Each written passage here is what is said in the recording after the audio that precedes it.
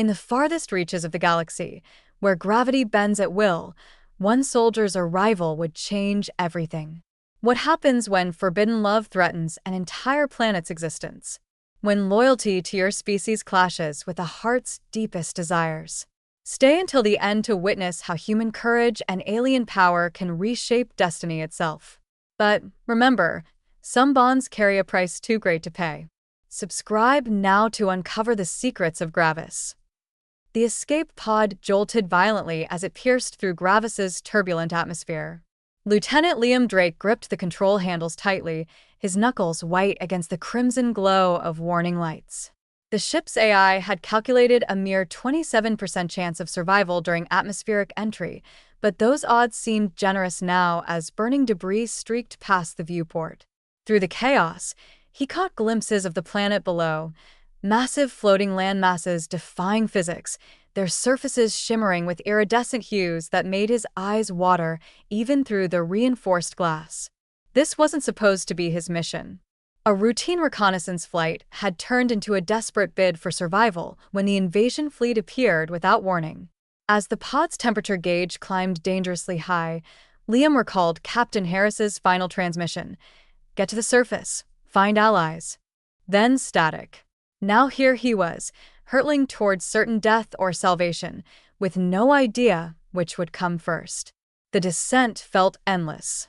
The pod's hull groaned under the strain of atmospheric friction, and the air inside grew thick with smoke. Alarms blared incessantly, each beep a reminder of the slim margin between life and death. Outside, the sky burned orange and red, streaked with jagged bolts of purple lightning caused by the planet's unstable gravity fields. It was unlike anything he'd ever seen. Floating mountains drifted lazily across the horizon, tethered together by invisible gravitational threads. Rivers flowed upward, cascading into crystalline formations suspended in midair. The sheer impossibility of it all filled him with both awe and dread. Was this what Captain Harris meant by allies? Could anyone survive in such a place? As the pod began its final approach, Liam braced himself. He'd trained for crash landings, but nothing could prepare him for this. The impact sent shockwaves through every bone in his body, but somehow the pod held together. Smoke filled the cramped space as warning sirens wailed their final alarms before dying out completely. Through the cracked viewport, he saw figures approaching, humanoid shapes moving with impossible grace across the uneven terrain. His hand instinctively reached for his sidearm, but stopped midway when he noticed something extraordinary. The largest figure, clearly female based on its silhouette, floated several inches above the ground, surrounded by what appeared to be dancing motes of light. Through the cracked viewport, Liam watched as the figures drew closer. The leader, the one who seemed to float rather than walk, stepped into view. She was breathtakingly beautiful, though not in any conventional sense. Her skin shimmered like liquid mercury under the twin suns, and her hair flowed around her head as if caught in zero gravity. Her eyes glowed violet, and when she spoke, her words bypassed his ears entirely, resonating directly in his mind. "You are not one of them," she said, extending a hand. Pebbles and stones lifted from the ground around her, orbiting her fingers like tiny moons. Her name was Cassandra, and within minutes, she demonstrated powers that defied everything Liam thought he knew about physics. With a flick of her wrist, she created a localized gravity well that pulled him gently toward her. Another gesture sent nearby boulders spinning in intricate patterns, weaving through the air like dancers in a cosmic ballet. Yet despite her otherworldly abilities, there was something deeply human about her, a vulnerability in her eyes, a sadness that lingered beneath her calm exterior. Cassandra explained that her people, the Gravians, were born with the ability to manipulate gravity on a quantum level. Their connection to the planet was symbiotic. They maintained its delicate balance in exchange for their powers. But now, invaders had come, seeking to harvest Gravis's unique gravitational field to power weapons capable of destroying entire star systems. Alone, Cassandra couldn't protect her people, but perhaps, with Liam's help, they could turn the tide. Training with Cassandra proved both exhilarating and terrifying. She taught him to perceive gravity not as a constant force, but as a living entity that could be coaxed and commanded. During these sessions, Liam discovered latent abilities within himself, heightened spatial awareness, and an uncanny ability to predict gravitational shifts. Their partnership evolved rapidly, blending military strategy with gravitational manipulation in ways neither had anticipated. In combat simulations, they moved as one fluid entity, anticipating each other's actions with precision that bordered on telepathic. Yet with each victory against practice drones, Liam found himself drawn deeper into Cassandra's world, literally and figuratively. Her touch no longer just altered gravity, it awakened emotions he'd long suppressed. The way she smiled after successful maneuvers, the concern in her eyes when he pushed too hard, these moments accumulated like grains of sand in an hourglass, marking time he didn't have to waste on feelings. But try as he might, he couldn't ignore the growing connection between them. Their bond came with unforeseen consequences. Each moment they spent together, each shared emotion, seemed to destabilize the planet's delicate balance. Weather patterns shifted erratically, tides surged unpredictably, and native creatures began exhibiting bizarre behavioral changes. Cassandra confided that she could feel the planet's distress, a low-frequency hum in her consciousness that grew louder daily. During one particularly intense training session, Liam accidentally triggered a minor gravitational anomaly that caused a nearby forest to collapse inward, trees twisting into grotesque spirals. The guilt weighed heavily on him, but Cassandra reassured him. "It's not your fault," she said, placing a hand on his shoulder. "Our connection is powerful, but it comes at a cost.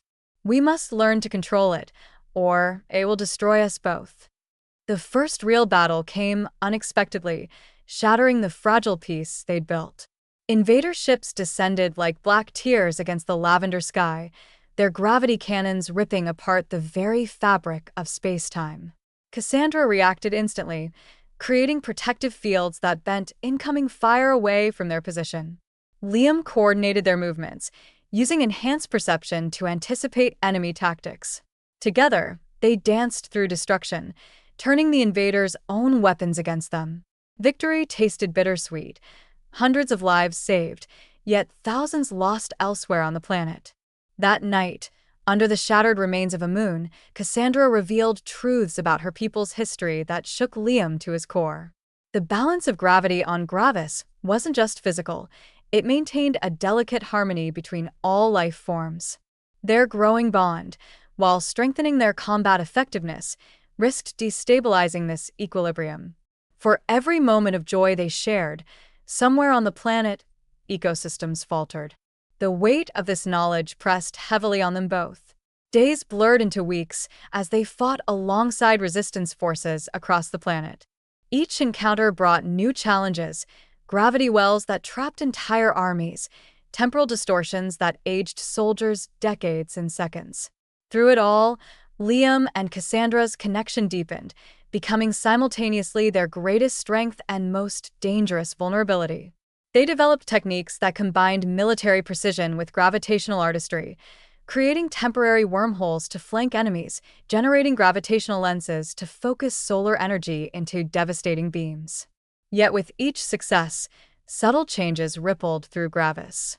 Rivers ran dry, forests withered, and native creatures began exhibiting signs of stress. Cassandra's once luminous skin developed fine cracks that glimmered like broken crystal. When Liam confronted her about this, she revealed that maintaining their bond required drawing energy from the planet's core itself. The realization hit him like a physical blow. Every moment of happiness they shared brought Gravis closer to destruction.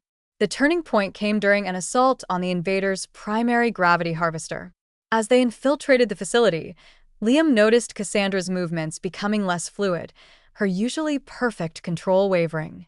She confessed that maintaining their bond required increasing amounts of gravitational energy that should have been sustaining Gravis's natural balance. During the mission's climax, when faced with disabling the harvester or saving a group of captured civilians, their conflicting instincts nearly cost them everything. Back at their hidden base, arguments erupted about priorities and responsibilities. Cassandra accused Liam of thinking like a soldier rather than understanding Gravis's needs, while he countered that emotional attachments were clouding her judgment. The fight ended in silence, both retreating to opposite ends of their sanctuary, the air heavy with unspoken fears and regrets. Alone in the crystalline forest, Liam practiced Cassandra's teachings, trying to master gravitational perception without her guidance. The trees responded differently now, their horizontal growth patterns distorted, branches curling downward as if yearning for traditional roots. He realized with growing horror that their relationship had become a parasite, feeding off Gravis's life force to sustain their connection. Returning to camp, he found Cassandra communing with ancient gravimetric nodes embedded in the planet's crust. Her expression held resignation rather than hope. Together, they pieced together fragments of prophecy from her people's history, warnings about outsiders forming bonds with Gravians, predictions of ecological collapse following such unions. Yet despite the mounting evidence, neither could bring themselves to sever their connection. Instead, they devised a risky plan, used their bond not to fight directly, but to create a gravitational resonance that might awaken similar abilities in other Gravians. Their first attempt at resonance nearly killed them both. Standing atop a floating mesa, hands almost touching but not quite, they synchronized their gravitational fields. Energy arced between them like lightning, creating standing waves that rippled outward across the landscape. Below, native creatures lifted from the ground, suspended in impossible formations. Some showed signs of awakening gravitational awareness, their movements taking on the same fluid quality as Cassandra's. But the strain proved immense. Blood vessels burst in their eyes, joints ached from constantly shifting gravity, and worst of all, the planet itself groaned in protest. Massive sinkholes opened miles away, entire mountain ranges shifted position, and weather systems collapsed into chaotic storms. They managed to stabilize the situation only by breaking contact, collapsing into each other's arms as the resonance faded. Despite the risks, they agreed to continue, refining their technique with each attempt.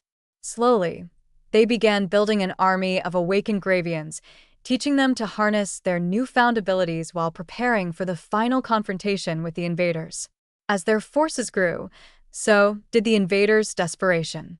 Entire fleets converged on Gravis, their gravity harvesters working overtime to drain the planet's resources. The invaders' commander, a being known only as the Singularity, issued an ultimatum: surrender Cassandra or face total annihilation. The message arrived during a rare moment of peace, as Liam and Cassandra watched newly awakened Gravians practicing their abilities in a valley below. Their hands rested lightly on each other's shoulders, gravity pooling around them in comforting waves.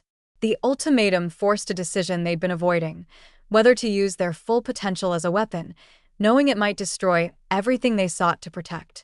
The Council of Gravian Elders argued fiercely, some advocating for total war while others pleaded for evacuation. Cassandra remained silent throughout, her violet eyes distant, focused inward on the planet's growing distress.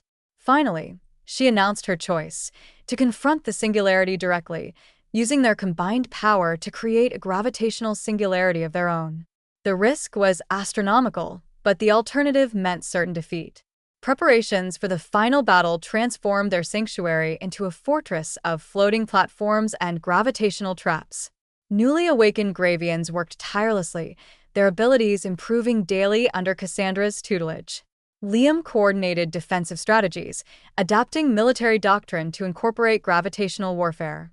Yet amidst the preparations, personal moments intruded: stolen glances across crowded rooms, brief touches that lingered too long, shared memories projected through their gravitational connection.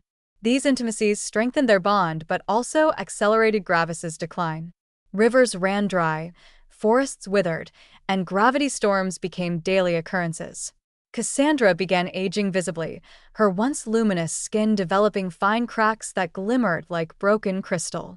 When Liam confronted her about this, she revealed that maintaining their connection required drawing energy from the planet's core itself. The realization hit him like a physical blow. Every moment of happiness they shared brought Gravis closer to destruction. Yet despite this knowledge, Neither could bring themselves to separate fully. The day of reckoning arrived with skies darkened by enemy ships. As they stood facing the Singularity's flagship, Liam felt Cassandra's hand tremble in his. Around them, awakened Gravians formed concentric circles, their combined gravitational fields creating interference patterns that disrupted enemy sensors. The plan was simple yet suicidal. Generate a controlled gravitational collapse that would disable the invaders' harvesters while sparing the planet. Simple mathematics suggested it couldn't work. The energy requirements exceeded anything they'd achieved before. Yet as they began the resonance process, something unexpected happened. Their individual gravitational fields merged completely, creating a new state of existence where mass and energy flowed between them without resistance. Time slowed, colors shifted beyond visible spectrum, and for a moment, Liam understood gravity not as a force, but as a language, spoken in infinite variations. Through this shared understanding, they communicated intentions faster than thought, adjusting their output with precision that defied conventional physics. The gravitational pulse expanded outward in perfect symmetry, disabling invader technology while leaving organic matter untouched. Ships fell from the sky like dead leaves, their gravity drives permanently fused. Yet the cost proved higher than anticipated. Vast sections of Gravis's surface fractured and shifted, oceans boiled away, and the planet's rotation slowed noticeably. Cassandra collapsed into Liam's arms, her body translucent, barely substantial. Through fading consciousness, she explained that their union had created a new kind of gravitational entity, neither fully Gravian nor human, existing in a state of quantum uncertainty. The planet's balance could only be restored by their separation, but after merging so completely, this might mean both their deaths. As gravity storms raged around them, tearing apart the landscape, Liam held her tighter, unwilling to let go despite the devastation spreading below. The choice between personal love and planetary survival had never seemed so cruelly clear. Awakened Gravians gathered around them, forming a living circuit that channeled gravitational energy back into the planet's core. Through this collective effort, they stabilized the worst damage while containing the merged entity that Liam and Cassandra had become. The process required sacrificing their physical forms, transitioning into pure gravitational beings that could maintain balance without consuming the planet's resources. As consciousness expanded beyond individual identity, memories of their time together flickered like stars in a vast void. First meetings, shared victories, quiet moments of understanding. The love that had threatened to destroy everything now became the foundation for a new kind of existence. From their sacrifice emerged a network of gravitational awareness that connected all life on Gravis, ensuring no future invaders could exploit the planet's unique properties without facing unified resistance. Centuries later, visitors to Gravis reported strange phenomena, areas where gravity behaved unusually, creating floating islands and inverted waterfalls. Local legends spoke of two guardian spirits who maintained the planet's balance, appearing occasionally as shimmering figures of light. Military historians recorded the mysterious disappearance of Lieutenant Liam Drake during the Gravis conflict, noting his probable death but acknowledging the crucial role he played in defeating the invaders.